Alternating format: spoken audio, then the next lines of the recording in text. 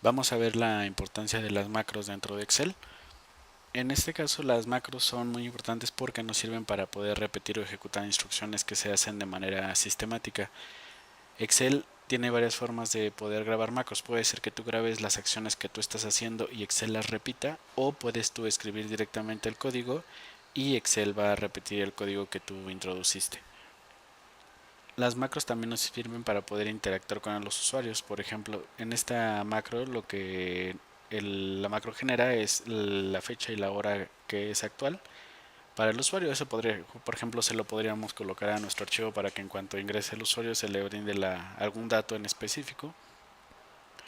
También puede Excel estar ejecutando o haciendo cálculos fuera de Excel. Por ejemplo, esta macro nos calcula un promedio.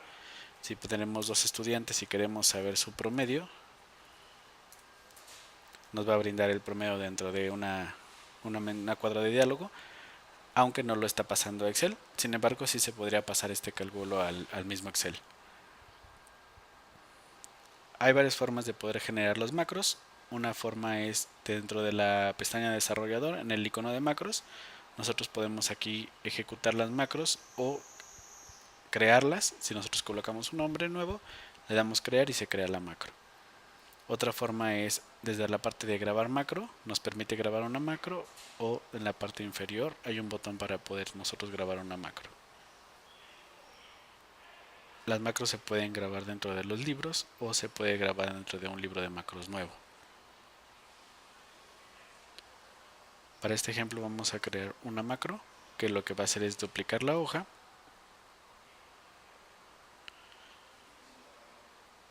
Le vamos a colocar la fecha de hoy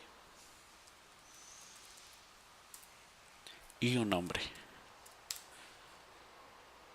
Vamos a detener la grabación de la macro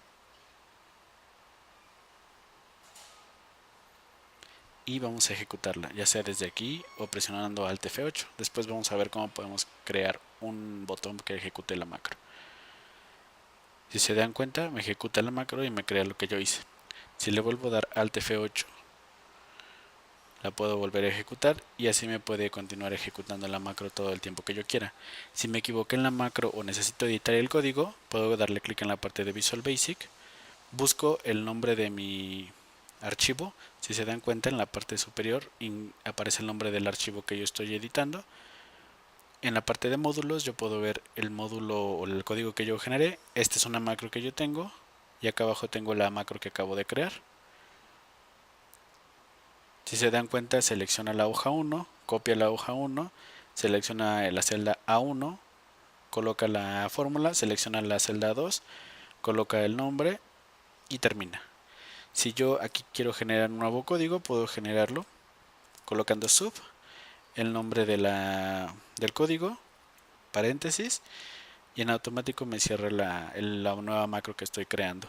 Si yo aquí, por ejemplo, me equivoqué y no es Juan, se llama Pedro, para mi macro que ya había guardado, también lo puedo hacer. Si yo me regreso a mi libro y ejecuto la macro,